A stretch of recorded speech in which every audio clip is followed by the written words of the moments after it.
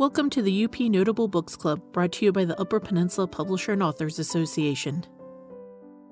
Michael Carrier has published 14 books of fiction, all centered on his main character, Jack Handler, a retired Chicago homicide detective. His books have been featured throughout the Midwest, mainly centering in Michigan's Upper Peninsula.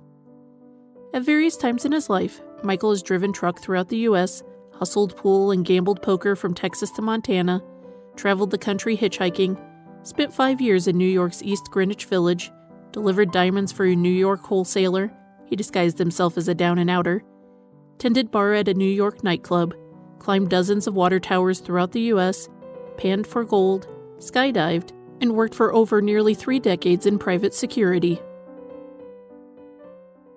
Greetings as always from the Crystal Falls District Community Library.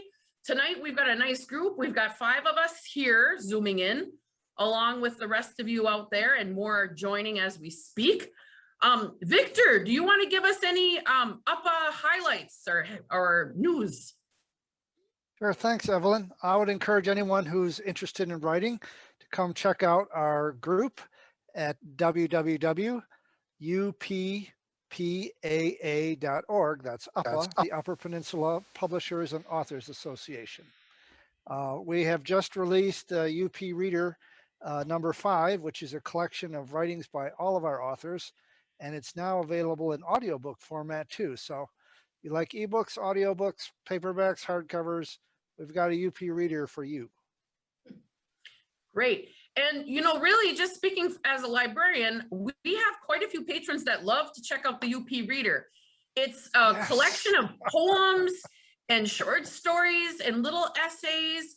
And I mean, one of our patrons has just been adamant. They've been in here every day just begging me to order it before it even came in. So, I mean, it's nice.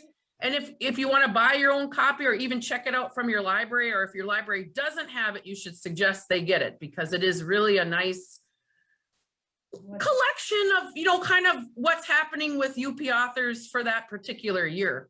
And what's it called again? It's called the UP Reader, and there are 5 volumes. And like Victor said, it's available in paperback and hardback, and now this edition is even in audio. Yep. Okay. Well, more and more people are joining us. As far as news goes from our book club, I want to remind everybody that, remember, if you have one of the early calendars of our book club, April and June flipped. So in June, we are going to be reading Anne Dahlman's Katie and the Bear Necklace. And somebody just checked it out of the library today. That's why I've got this beautiful paper edition. So this one is for June, and it is Anne. Do you want to talk at all about it and give us a little blurb or anything? Anne right now is muted, so we'll give her a minute. Okay, maybe. There she is. I'm unmuted and drinking a little bit of wine, so it's been a long day. It's been a long day. Yeah, it's classified as middle grade or young adult, but adults are reading it, and I had a wonderful review printed earlier this month in Michigan in Books with Tom Powers, and he was just so complimentary and said he defies any adult not to read it and enjoy it. It's about a young girl who is part Indian, and she moves with her family to the UP, and she attends a reservation school for the first time in her life. She has a lot of changes going on in her life, a new stepmother, a new baby brother. But during all that, she finds a necklace hidden in her closet, kind of hidden under the floor. She wonders why she was chosen to find this. And the story takes off from there. Wonderful. Why she found it and what it meant. Okay. Well, I know I'm excited to read it. I know a few patrons in our library have read it, and they had good reports. So that's coming up in June. And then in July, Michael, do you want to wave so everybody can see who you are? Okay, Michael there wrote many books, but this is one of the UP Notable Books for year 1, and it's called Lake Superior Tales. It's nice and short, about 122 pages. And Michael is the only author to have been selected twice for the UP Notables books, year 1 and year 2. So this is his year 1 selection. We're reading this for July. And then in August, it's a bigger book. So you may want to get a jump on that a little bit sooner. Go Find by Susan Purvis. And then in September, we start year 2, which is very exciting. And we always want to thank Victor and Michael and the good people at UPPAA for helping support these author talks. So I have to say, I met Michael in Escanaba at a craft show, a Christmas time craft show. And I bought one of his books for our library. And he just seemed to be, he was a very charismatic, nice guy. He had a bevy of fans. I had to wait my turn to speak to him and ask if someday he could come to our library and talk to us. And little did I know then that, you know, we would become more of a virtual world. And anyway, I got a chance to read Murder on Sugar Island, which I suppose most of you did too, to get ready for tonight. Yes. And I really liked it. I could picture Red very clearly in my mind, and the dog.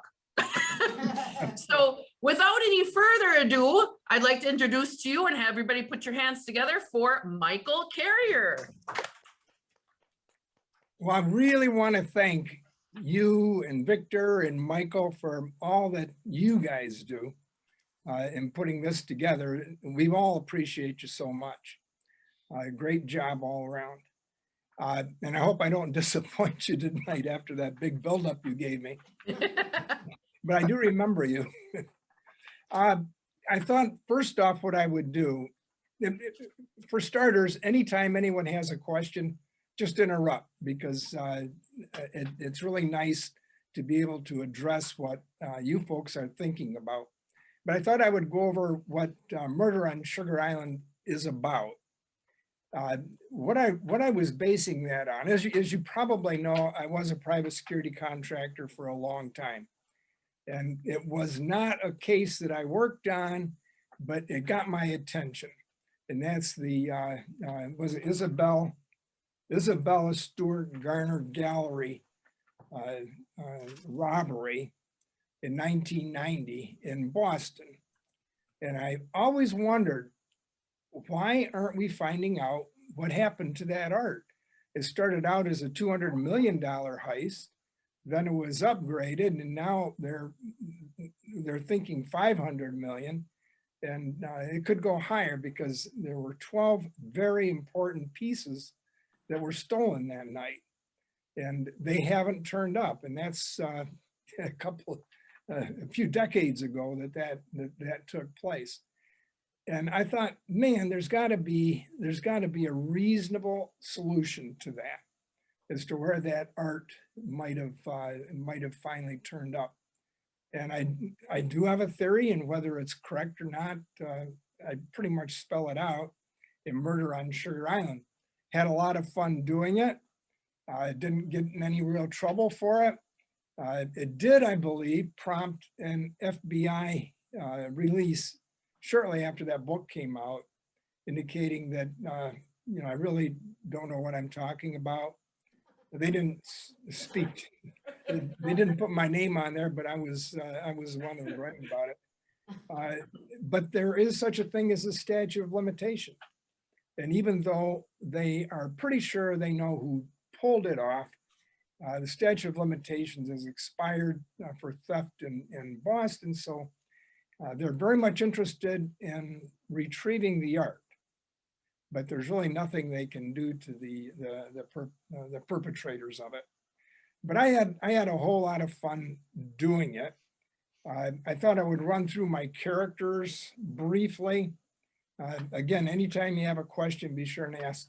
My main character, of course, is Jack Handler, and he is a retired Chicago homicide detective. He now works as a private security contractor, and he lives on Sugar Island. He still retains ownership, partial ownership of a bar in Chicago that he uses to launder his income there, because the people that hire him really, now I never did this, of course, but the people that hire him don't want to be found out. So a bar is a good place to hide that sort of money transfers. So that's what he uses the bar for. Well, he was married when he was living in Chicago, and his wife was murdered in an attack that was targeted at him. He was wounded, he was injured, but his wife was killed. He never remarried. Kate is another one of the important characters. Kate is a lieutenant in the New York City, a lieutenant detective. She hits the larger cases in New York, but she spends a lot of time on Sugar Island as well.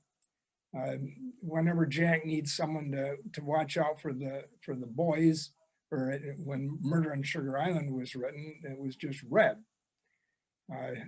He calls on his daughter. Well, Red is a 13, now 14-year-old runaway foster kid. And he is hiding out on Sugar Island when this book starts. The sheriff wants to put him back into a bad foster situation. He wants no part of it. So he's hiding out there with his dog, Buddy. And those have become, I think, my two favorite characters among readers is Buddy and Red. But Red was immediately, people loved him immediately. Same with Buddy, because Buddy's a nice dog. And so they then have worked their way into all my subsequent books. Well, to make life really difficult, Red witnesses a murder on Sugar Island. So now he has the killer after him, and he has the sheriff after him for very different reasons. And Jack would like, when Jack comes on the scene, he would like to help Red, but Red also has a speech impediment. So the only person on earth that can really understand Red is Buddy. So that's really where Jack finds that situation. Kate enters into it as well. And other characters come along down the line. We might talk about them later, like Henry, Native American, that has worked his way into most of the subsequent books. And then Robbie, but Robbie is not in Murder on Sugar Island. Foster child. I talked to two girls this past weekend. They were both foster children, and they were adopted out of foster care. And they thought that was just terrific to be introduced to Red and Robbie. Robbie is, of course, in Superior Peril, but they were very much interested in, they'd read Murder on Sugar Island and liked Red. But that's where that book starts out. There's a lot of little things that go on in the development of that plot line, but those are the principal characters. Question that comes up that I hear quite a lot is from people that I meet. Why did you ever start writing? What prompted it? And I really did not have a large choice in that, because when I was 4 years old, I had a speech impediment that did not allow me to talk.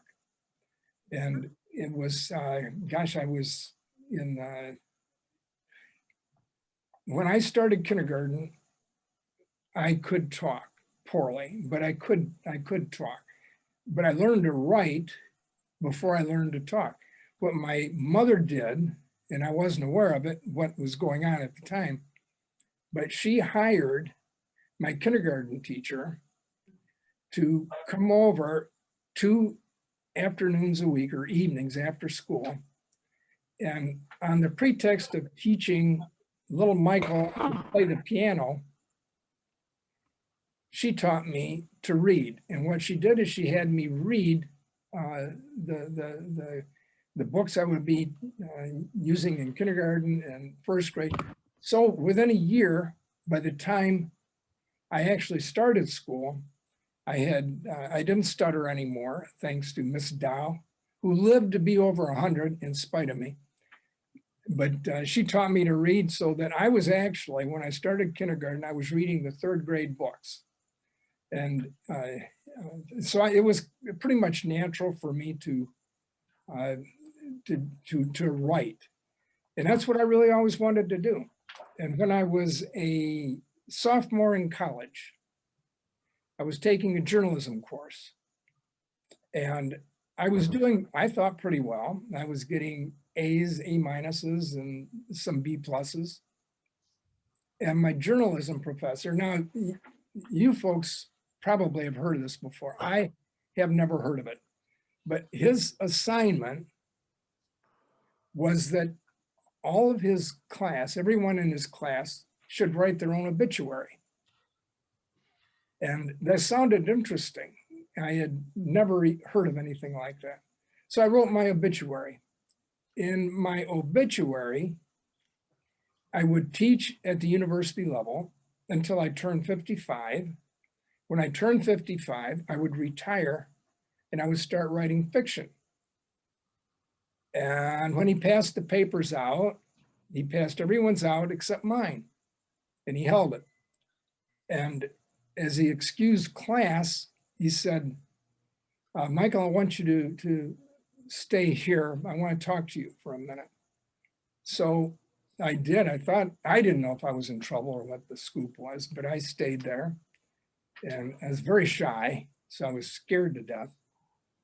And he said, Michael, I want you to explain to me why you're going to wait until you're 55 before you start writing. And I said, because I have no life experience. I'm just I'm just a snot-nosed kid, really. I didn't say that to him, but that's what I thought. And that's what most everybody else thought of me. And he says, well, he said, I can understand that. You have no experience, no life experience. He said, why don't you write for me? And he was the editor of a national magazine, a Christian magazine. He said, why don't you come down and have a meeting with me? We'll figure out where you'd work in best. And he said, if you'd like to do that, I'll put you to work right now.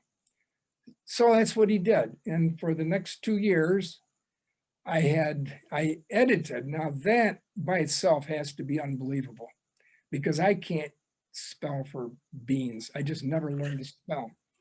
And here I am editing other people's work. And thankfully I had an editor over me. So I would receive the letters from the mission field. And you can only imagine how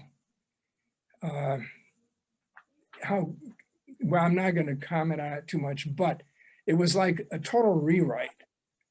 And I would do the rewrite, and then I would submit it to my editor, and my editor would correct all of my mistakes. And it was a lot of fun. And I really had no complaints, because I turned a lot of letters into halfway decent articles. Had a lot of fun with it.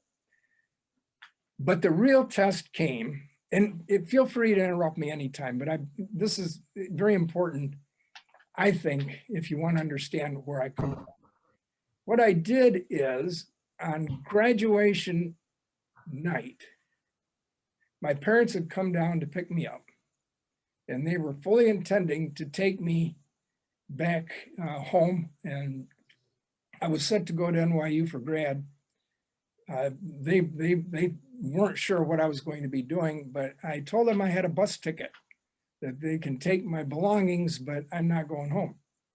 And my parents were wonderful, wonderful people, and had nothing to do with them. It was just, I wanted to get some life experience.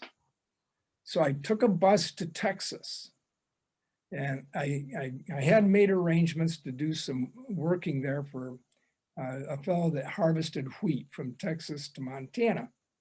So that's what I did my first summer, is I drove truck, drove combine, and at night I ran into this guy that was just an absolutely phenomenal pool player, and he taught me how to hustle pool.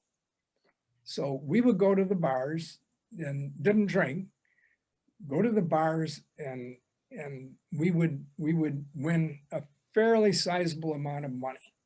Like, he was a pool player, I wasn't. But what I would do is I would go around and I would take the bets.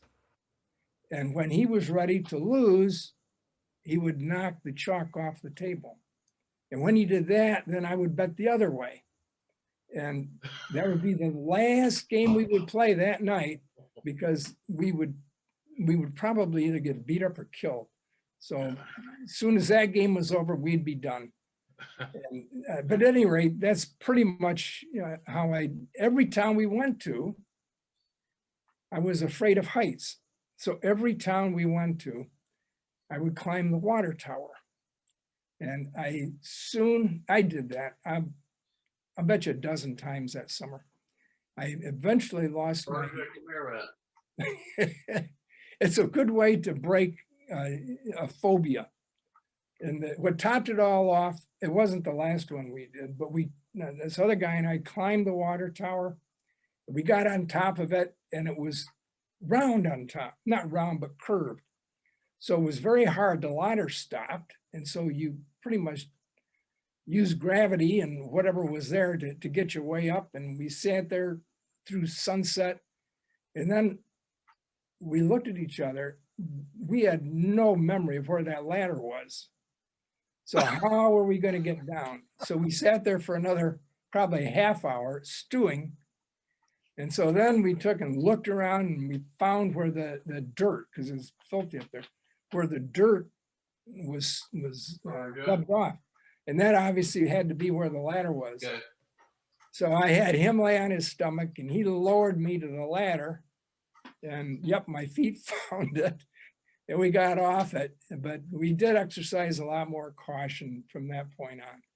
But that's always been the way I wanted to live, is I always wanted to push it to the edge.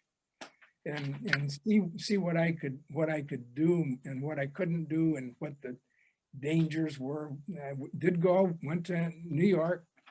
I was a grad on a fellowship at NYU, and moved into the Greenwich Village, and I just learned an enormous amount. I'd never lived in a big city in my life, and here I was living there with another guys before we were married, and. Gosh, 1 block away, I don't remember if you remember Dustin Hoffman, that major bomb that was exploded there on 11th Street. Well, I was on 9th Street. And so that was very interesting. But a lot of things are happening during that point in time. And I really enjoyed it. Every morning I walked by the Fillmore East, which is the theater that where all the rock groups would come in and play.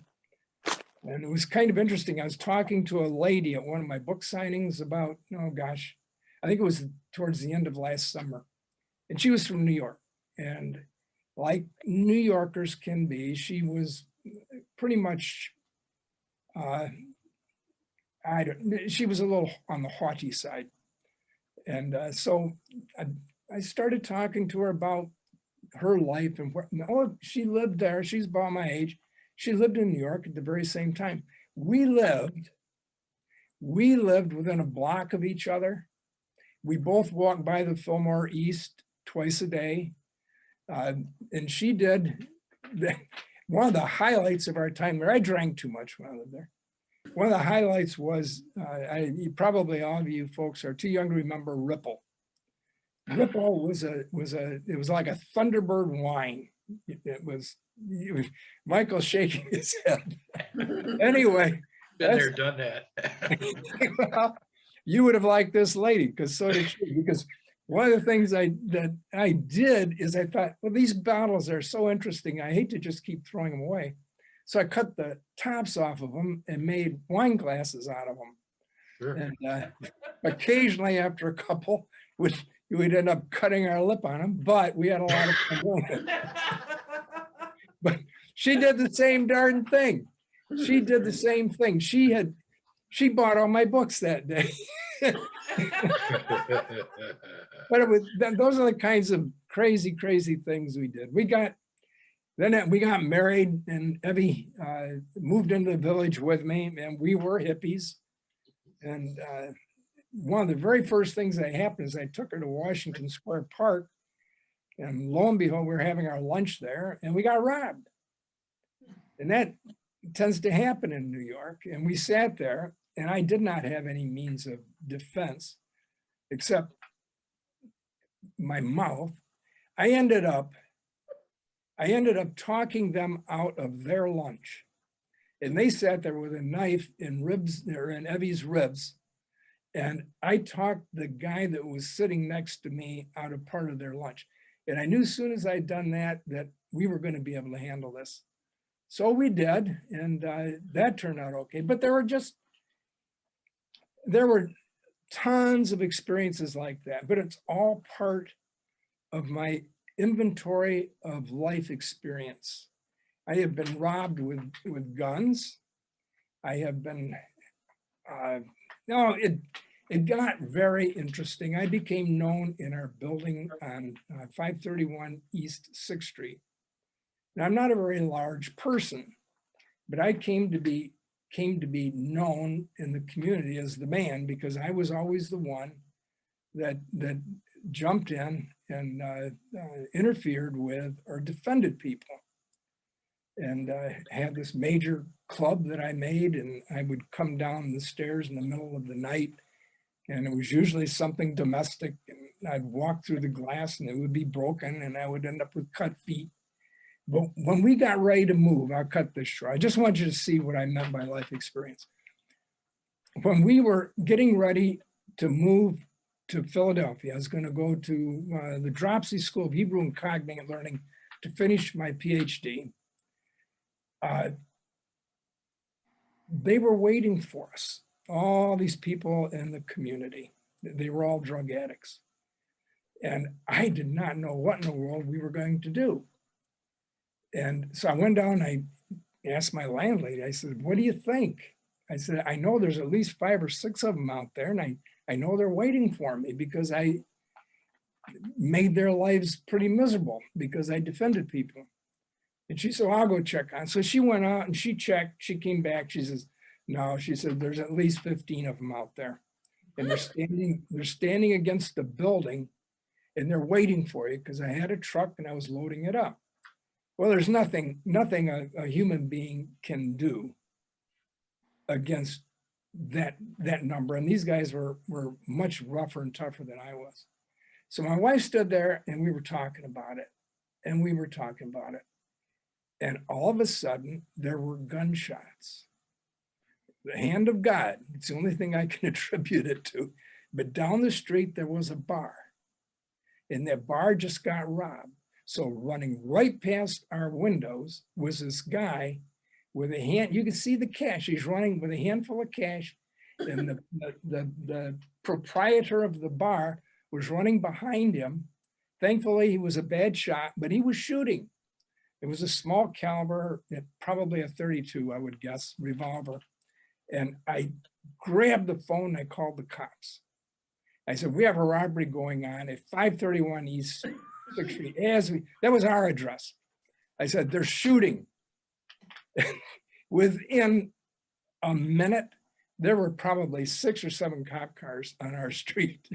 And so Evie and I went out, and we very peacefully got in our truck, and that was goodbye to New York. We moved to Philadelphia.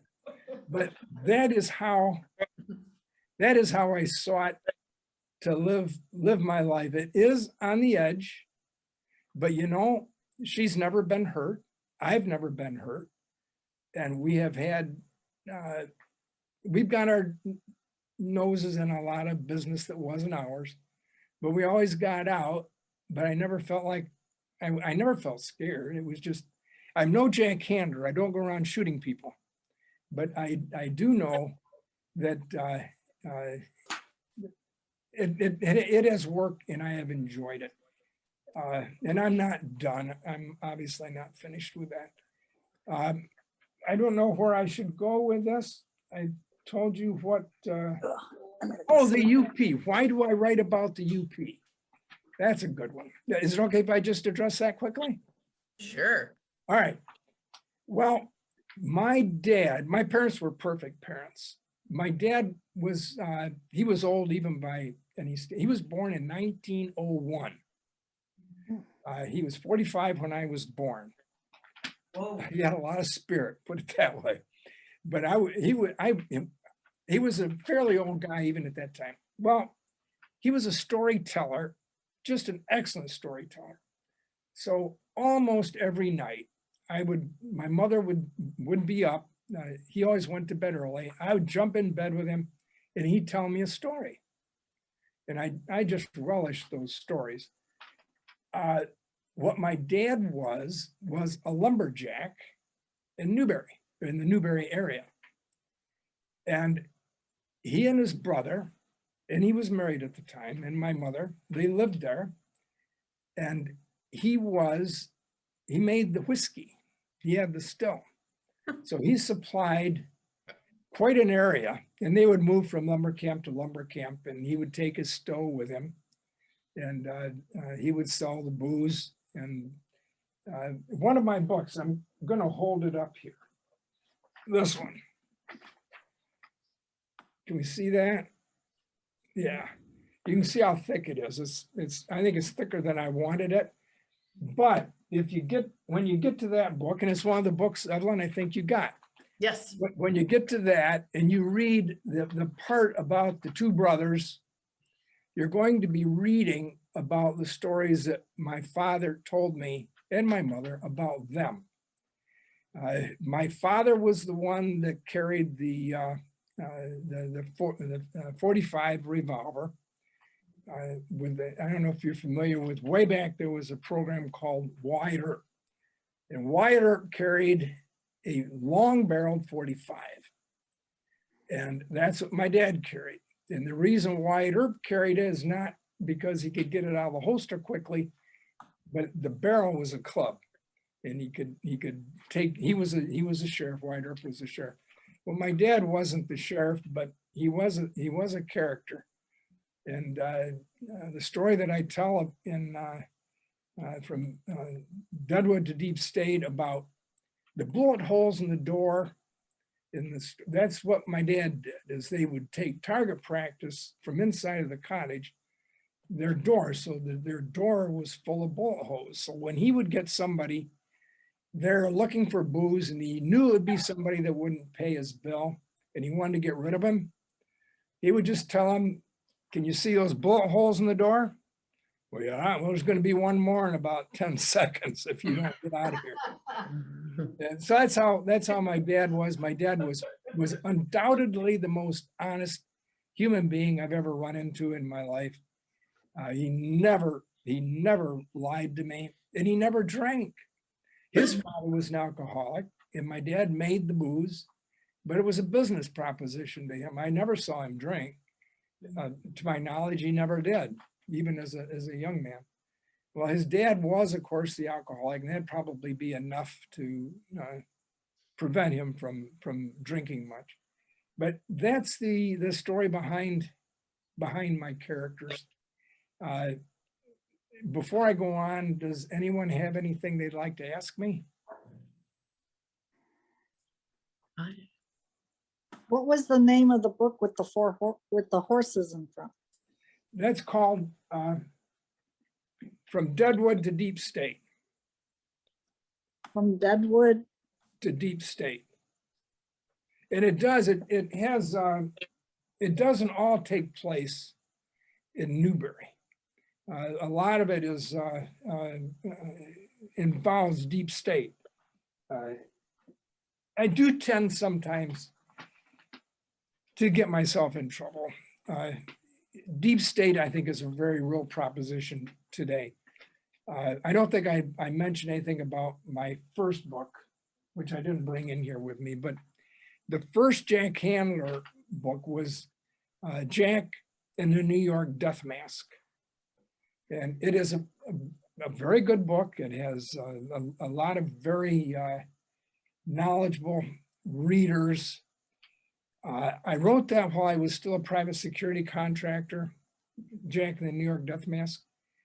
And when I wrote that, I had a little bit of an edge on, I had over 100 military contracts during my career. I had some dealing with the federal government, and I wrote that probably in a bad mood when I started. Well, I finished in a bad mood as well, but it is Jack and the New York Death Mask. So it does involve Jack, and it does involve New York and DC. But at any rate, one of the things I do when you get to that, someday you'll get to that, there's a puzzle in Murder on Sugar Island that alludes to Jack and the New York Death Mask, because I also did write code. Well, when I did Death Mask, I irritated the powers that be in DC. And they had me interviewed by the FBI as a result of Death Mask, had me interviewed by the FBI 3 times.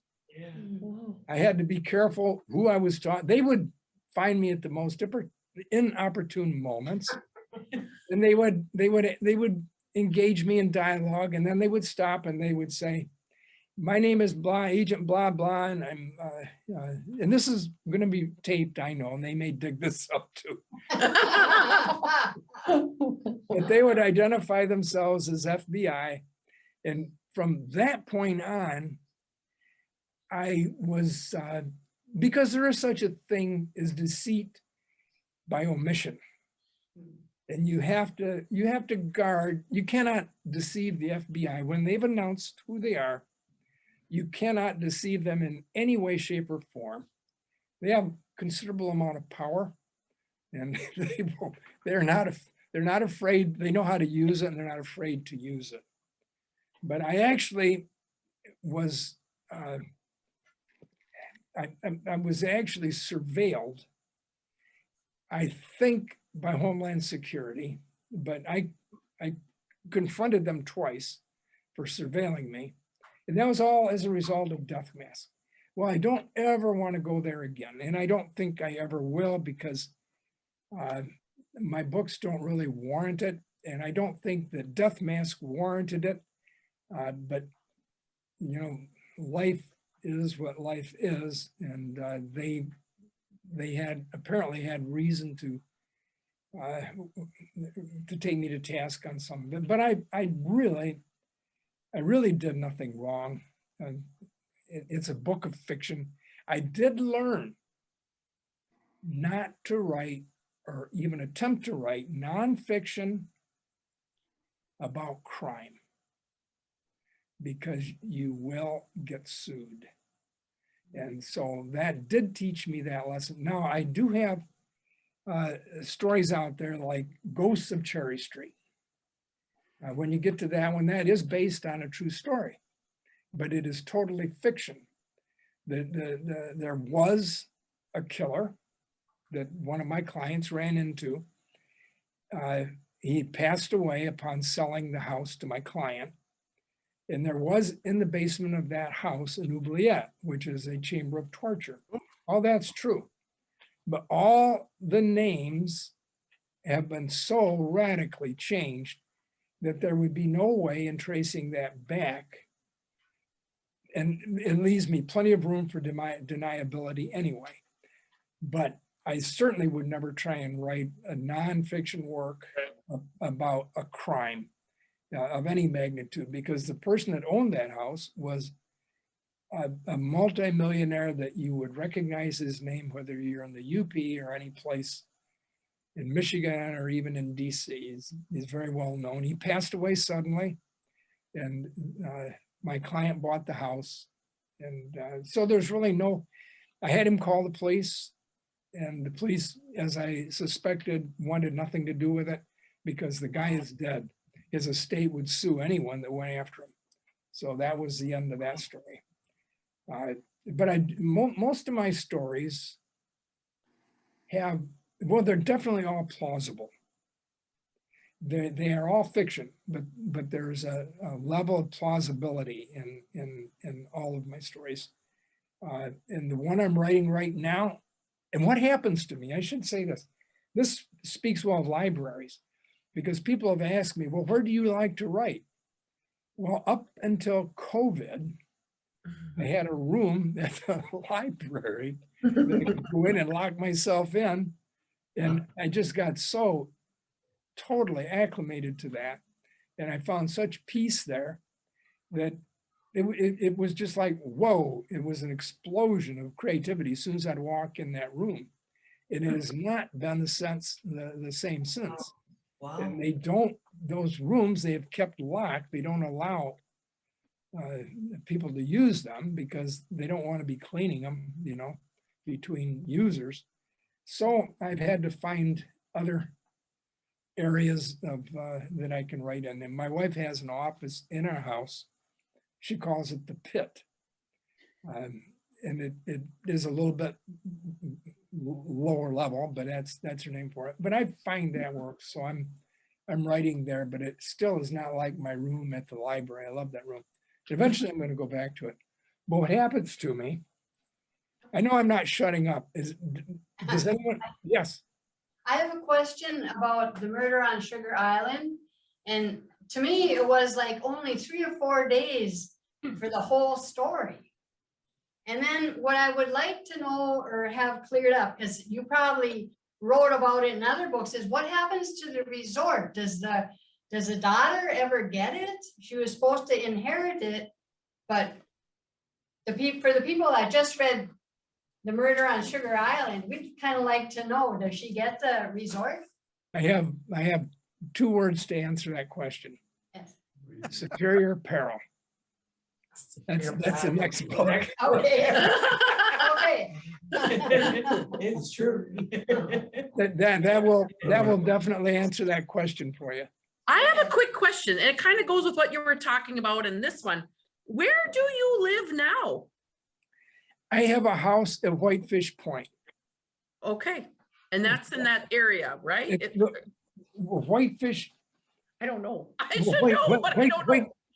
Whitefish Point. Well, the Edmund Fitzgerald went down in my front yard. I'm right on the lake, and if you go out like 15 miles to where the water gets really deep, that's where the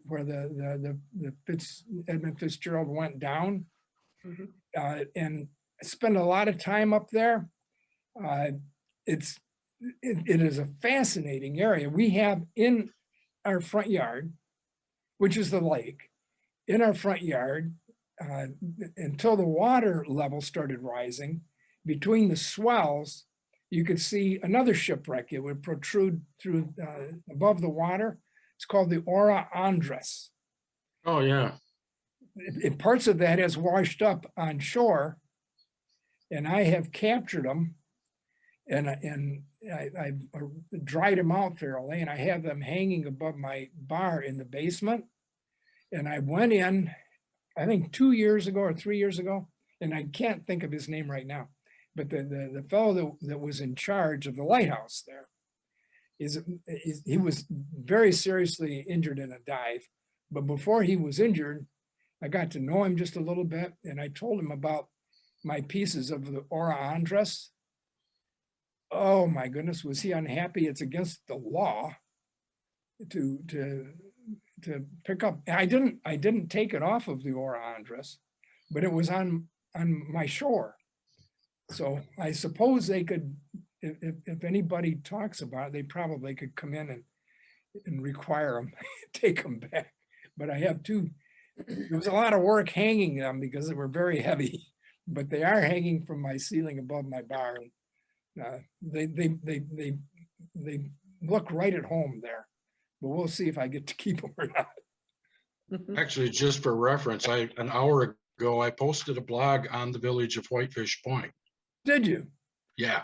Well, yeah, That's on my web. That's on my Facebook page and on my web page tonight. So, well, Paradise is a fascinating city. Well, it's it not. is. It's a little community. The people there are just so incredibly sweet. There's a pastry shop there that you can go in and eat donuts all day long, I think. And it's still not, they'd still have some that you hadn't taste tested. Yeah, but it's just a lovely little community. Well, I'm gonna have to look that up, Michael. Yeah. I have a question too. You can't see me, can you? I can just see my name on the screen. That's what I see. Okay, I don't know what I did wrong, but you said your stories are plausible. Did you ever fly a helicopter? Because the idea of Jack getting in a helicopter and flying it with a manual just blew me away. Yeah, that would. That was fun. That was fun. Only Jack could pull that. I did talk to a pilot, and he said if you have some experience flying, and if you have a manual, it would be a big gamble, but it could be pulled off. I tell you, Yeah. the movie that you want to, here's a movie for you to watch. It's called Flight Okay. with Denzel Washington. Okay. Oh, I saw that. That's Oh my goodness, is that he flies a jet plane, a airliner, inverted, upside down. Oh And my gosh. who in the world would ever imagine that being a person being able to accomplish that? But Jack pushed to the corner. He does quite a few quite amazing things. But yeah, you wouldn't catch me flying a helicopter. I'm just curious. It's a good question. Do we have any other questions out there tonight? I had one question. Do your books go in sequence? Because you said something about, well, the one lady asked the question about another character in the book, I guess. They What do happens to her? they do Oh, and they do I don't. need to go back to start from the beginning and read them? Does help though. I would say if you read Murder on Sugar Island, you know Jack, you know Kate, and you know Red. And those will be the most important characters. I do suggest, because Red was so popular, people just loved him, that I wanted to keep him, but he needed a friend. So I introduced another character named Robbie in Superior Peril. I would say if you read Murder on Sugar Island and you read Superior Peril, from there on, I can't really say the books are in sequence because they are all self-contained. Even those books are self-contained, but that way you know Jack, you know Kate, you know Red, you know Robbie, and you know Buddy.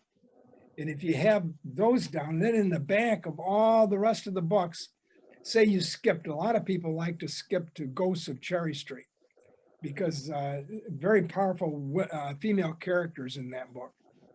And so they will read those two, Murder on Sugar Island and Superior Peril. Then they'll skip to Ghosts of Cherry Street. Well, in the back of the Ghosts of Cherry Street, I put the cast of characters. So what that does is it does bring you up to speed on what's happened with the characters between book 3 and book 8. Because some things historically do take place. You know, while we're on that topic, Michael, there's a few things on the chat, people, interested in more of your books. How do people get more of your books if they want more? The best way, that's a great question. What I am, and this fits right into your world, Evelyn. Can you see this? Mm-hmm. That's a bookmark. I was just looking at it. Oh, you got one. All right. Yeah, I saw you at the fairgrounds in Lake County Okay, yeah. Point. But well, what I'm advocating that people do is I'm giving them with every book I sell now, because I'm at all of these events, and every event I give away at least two bookmarks. And what I suggest they do is take one of those bookmarks to their local Evelyn, their local library, and request, just like, and you pretty much gave me that idea, request that the library, tell the librarian that you love the book. That's what I tell my readers, that you love the book. Don't lie. If you love the book, tell them that. If you don't, then forget what I'm telling you. But if you like the book, take it to your local librarian and say, here's a bookmark. Can you order these for me? And I have heard good stories about that. And that actually saves the readers a lot of money, because they get to read the books and they're not forced to buy them. They can check them out of the library. And I have had librarians bring copies of Murder on Sugar Island into me. That's one of the other things that gave me that idea, where the book was totally tattered because it had been checked out so many times. And I think that is absolutely great that's taking place.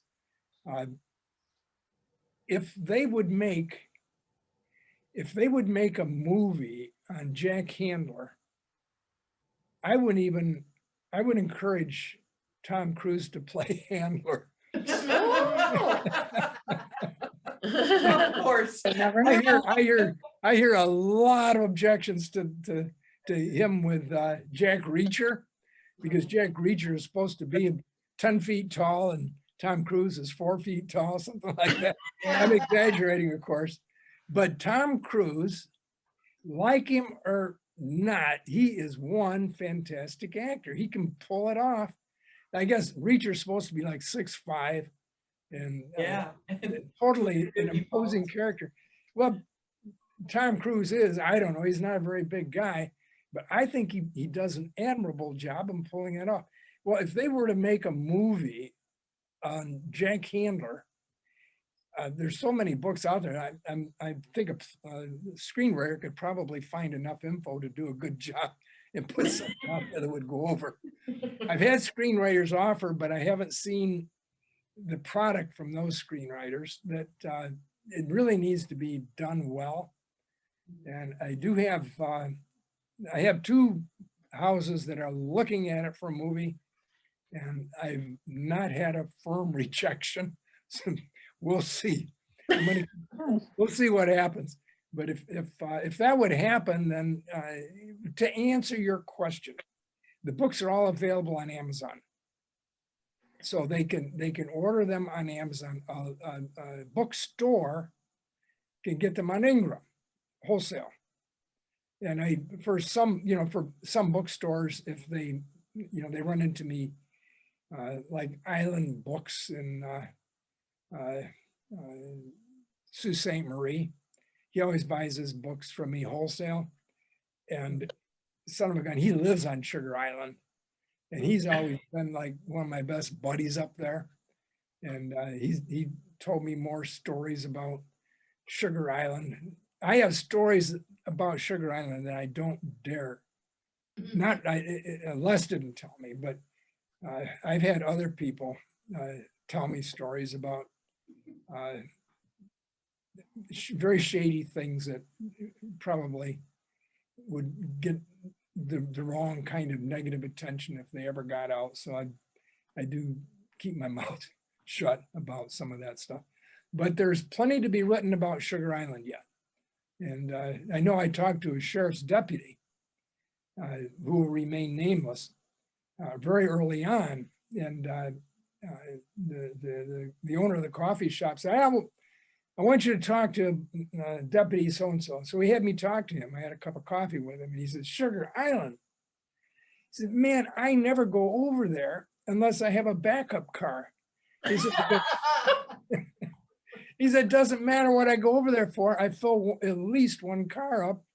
And he said, I usually fill 2 cars up. Well, that tells you a little bit about the mindset at Sugar Island. I do the Sugar Island Music Festival. I didn't last year because they called it off because of COVID. But I've done that every year since I wrote Murder on Sugar Island. Wonderful, wonderful people. Love them. I have yet to run into somebody that lives on Sugar Island that I would care to cross, because I don't think it would be a very wise thing to do. But it's a fun thing. I had one guy, I'll tell you this last story. It's kind of funny. I was doing the Sugar Island Music Festival, and this guy walked up, and he was looking at Murder on Sugar Island. I said, "We live here, don't you?" And he says, "Yeah." I said, "You ought to buy this and read it." He said, "I haven't read a book since I was in high school." Well, he wasn't as old as I was, but he was not a youngster either. And so they serve a lot of beer at the music festival. So about 2 hours later, this guy walks up, and he said, "Give me that blankety blank book." He said, "I guess I'm going to read it." So he bought it. Well, then the next year, he walked up. Well, he's a hard guy to forget. And I said, "Well, did you read the book?" "I read it 23 times. Oh my goodness. Oh I said, "Did you like it?" He knew more. He honestly knew more about that book than I did. He did. He had it down pat. Well, he bought my next book, and I think he's bought Superior Intrigue, and then we had last year off, so maybe I'll run into him. So we'll see. How long does it I have take a you lot to of write a fun. book? What's that? How long does it take you to write a book? This one, the one I'm working on now, is to answer your question, I usually get one a year done, but To China with Love has taken me longer. It's there's a lot. When that comes out, I suggest you'd get a kick out of it. You should read it. It's heavy.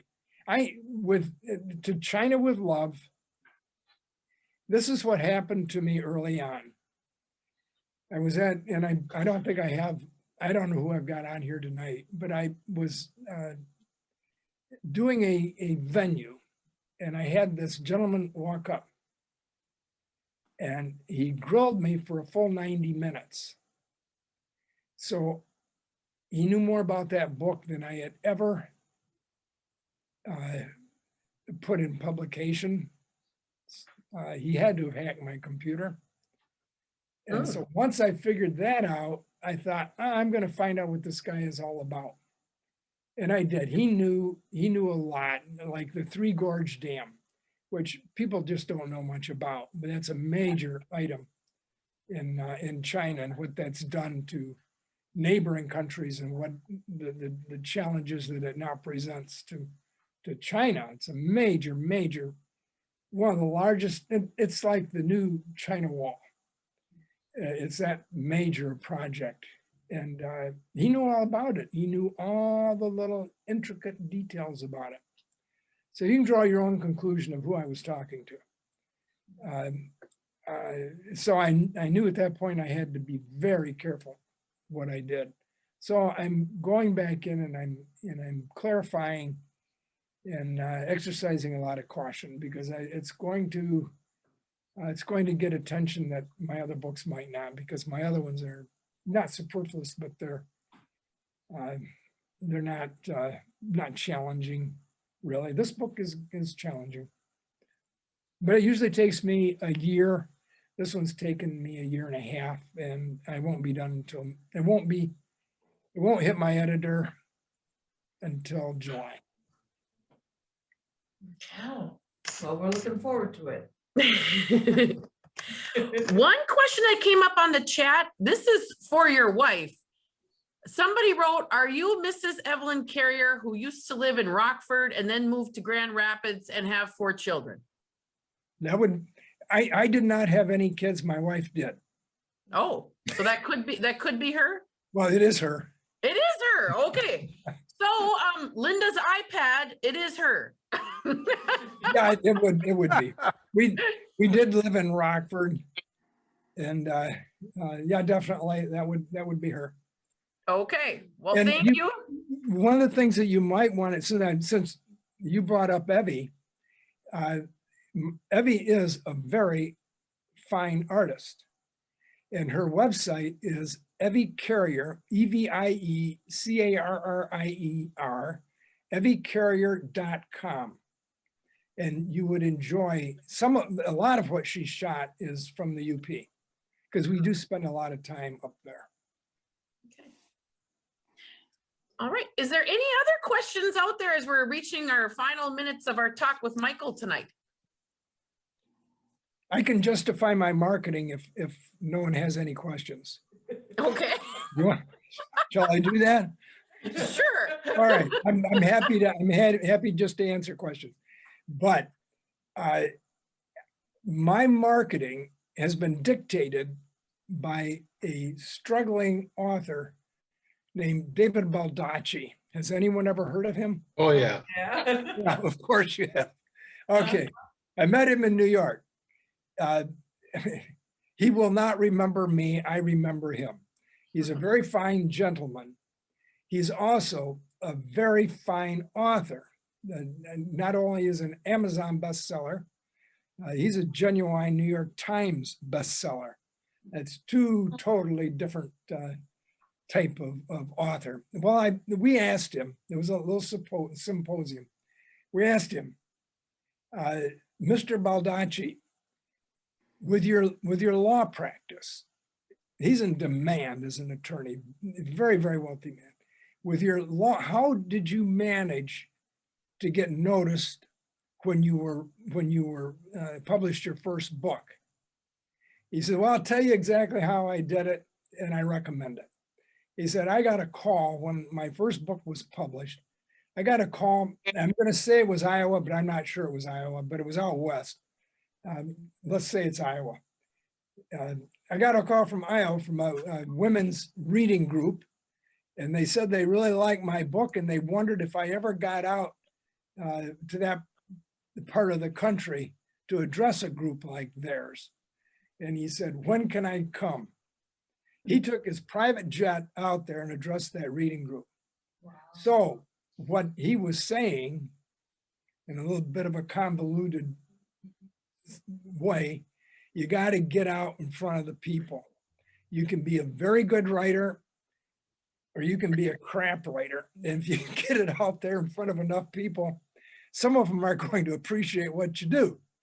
And he is a great writer. He has good editors.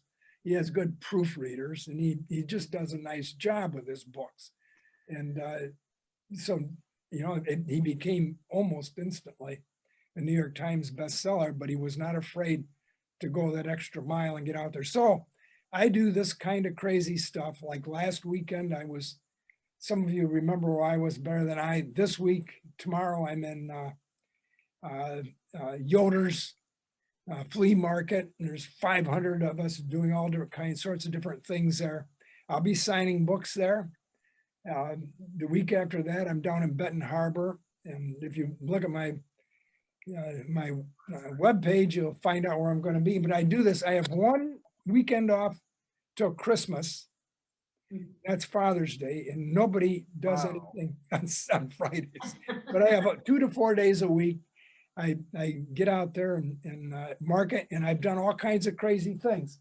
And to prove it, this last year, I don't know, can anybody see me? Yes. Yeah. Yes. Okay, I tried this. I'll try anything. I wore these glasses. No. I wore these glasses, and it went over so well. That whole weekend, I think I talked to 2 women, and most of my readers are women. But I must have scared them. So my wife told me, ditch the glasses. They're not going to work. So I ditched the glasses. Is that the craziest thing you've done? Oh, no, I've done other crazy things. One of the crazy things I did was when I initially started out, I had no one knew what I did. So I had this, my wife is also, she's not only a good artist, but she's a good designer. She designed this person for me. And I had this person standing at my booth. And I could talk to this person who obviously wasn't a real person. And people would see that, think I was crazy, walk up and start talking to me. Then I had somebody to talk to. But yeah, I've done that. I'm not above doing that again. When I met Michael, he had a whole suit made out of pictures of his books, correct? I might have. Yes, I think I so. might. I might have. I'm not above anything like that. I like disguises. I do. When I was living in New York, one of the things I didn't tell you about was I was a diamond courier. I got a job as a diamond courier in the diamond district. And my wife said, I needed to tell you about this because you'd think it was cool.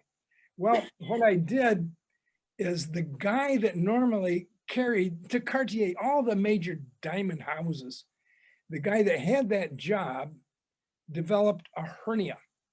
Now, if you think about that for a minute, how do you develop a hernia carrying diamonds? You know, they're not that heavy, but he developed a hernia, so he couldn't do it. And it was a diamond wholesaler, Joseph Berland and Sons, and they trusted me. And so they hired me. And so what I told them was, I talked to Evie that night and I said, I always wore a Brooks Brothers suit. I said, I can't wear a suit and do this. And she said, no, you can't. So I bought this Old Navy pea coat, someplace, I don't know, we got it down in Bowery or someplace. Bought that coat and I bought this old hat. Looked pretty ragtag, and a pair of engineer boots. And that's how I showed up for work. They didn't even recognize me there. But I would carry well over $1 million in cut diamonds at any given time. And I did not want to get myself knocked over the head and lose them. So I would carry a walking stick and I looked like a bum. So I'm not above dressing to whatever situation's going to get me the job. Anyway, yeah. We have a couple more things that just came in on the chat. Anyways, Lynn Lamb is wondering if you are the Mr. Yes. and Mrs. Carrier she knew. Lynn Lamb, yes, that was one of our foster girls. Okay. She is a wonderful Lynn. Get hold of us sometime. And Lynn, I have his email and you have mine. So if you don't have his, write me. I'll give you his. Oh, that'd be wonderful. Okay. All right. Any final comments from anybody in the crowd tonight? Okay. Well, Michael, what a treat to talk to you about Murder on Sugar Island. I know a lot of us are ready to read more. And I saw, and I don't know if I'm missing anybody, Tyler, would you like to wave? We're going to be reading Tyler's book in October. Now, Tyler, you've got to pronounce this for me because I can never say it. What is the name of this book? I want to say Kabagum. Kabagum. Kabagum. And it is a biography all about a Native American chief, correct? Yes. Okay. Lived in Marquette and at the Sioux. Wonderful. All right. I think I introduced the other authors before, and thank you, everybody. And do not forget, there was a change on our original schedule. We are going to be reading Ann Dahlman's Katie and the Bear Necklace for June. And I think that's all. Thank you again, everybody. And thank you, Michael. Hey, thanks, folks. Thank you, Michael. You were fun. Yes. And now disguises. That's kind of exciting. I wonder what he's going to, you should dress up for us next month. We'll see if we can find you here on Zoom. I'll wear my glasses. Okay. All right. Good night, everybody. You've been watching the UP Notable Books Club, brought to you by the Upper Peninsula Publisher and Authors Association. To join or for more information, please visit us at www.upaa.org or www.upnotable.com.